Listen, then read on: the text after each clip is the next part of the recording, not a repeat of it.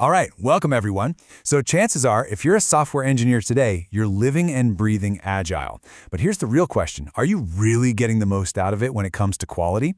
Well, that's exactly what we're going to tackle.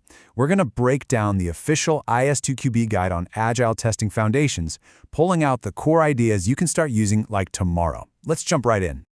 Okay, you've got to start right here, at the source. This line from the Agile Manifesto, it's everything. Individuals and interactions over processes and tools. Think about that. It's not just a nice little phrase, it's a total shift in thinking. It's saying, hey, your fancy project management software is great, but the real breakthroughs, they happen when smart people actually talk to each other. This was a huge shot across the bow to the old rigid way of doing things where the process was king. And believe me, this isn't some fringe concept anymore. A huge worldwide survey by ISTQB basically made it official. Agile is the king of the hill now. It's not the new kid on the block, it's the standard. So what does that mean for you? It means getting a handle on Agile testing isn't just a nice-to-have skill on your resume, it's pretty much non-negotiable for staying relevant. And if you need more proof, just look at this number, over 6,500. That's how many people scrambled to take the ISTQB Agile Tester exam in just its first year and a half. That's not just a number, it's a stampede. It screams that the industry is desperate for people who know how to do this stuff right. All right, so what's really driving all this? We're diving into the Agile mindset now. You have to get these core principles down, because it's not just about what you do, but how you think. This is all about completely rewiring your brain when it comes to quality. This right here is the absolute core of it all, the whole team approach. Seriously, forget everything you knew about separate departments. The days of developers on one floor and QA in the basement, they're over. In an Agile world, quality is everybody's problem and everybody's responsibility. The dev, the tester, the business folks, you're all in it together. And this quote just nails the problem this whole team idea solves. You know the drill in the old days, right? The handover. Devs would finish their code and basically just toss it over the wall to QA. And when you hand over the product, you're also handing over the responsibility. Agile says, nope, we're tearing down that wall. So what powers an Agile project? It's all about a super tight, constant feedback loop. I mean, think about it. By working in these short bursts, you figure out what the customer actually wants way earlier. You push out a minimum viable product, an MVP, to get it in front of real users fast. You're constantly merging code with continuous integration, so bugs have nowhere to hide. And all this activity gives you solid data on your team's velocity, which makes planning what's next way easier. Okay, to really get why Agile is such a big deal, let's do a direct comparison. We're going to put the old school traditional way right up against the Agile way.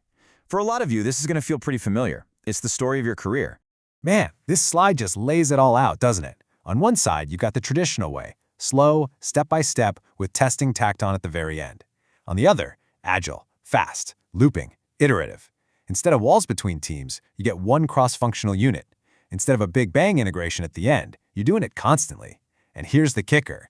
The number one priority shifts from perfect documentation to software that actually works. Big difference. All right, let's talk about something that's practically sacred in Agile, the definition of done. This is so important.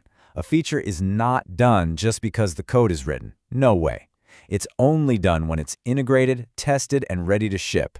This isn't just being picky. It's how you stop that sneaky monster called technical debt from piling up.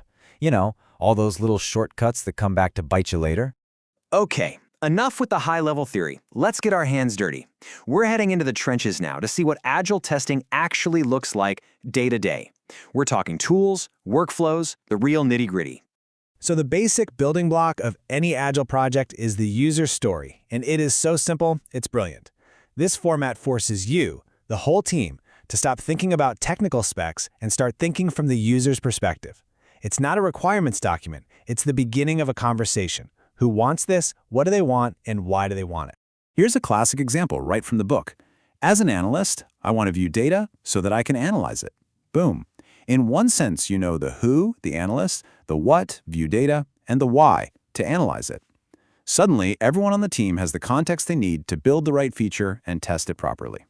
But, okay, a story's great, but how do you know when you've actually delivered on it? That's where acceptance tests come in.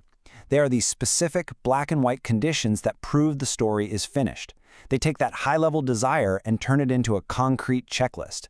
Does this happen? Does that error message show up? It's a simple pass or fail. So how in the world do you keep track of all these moving parts? Well, a lot of teams use a Kanban board.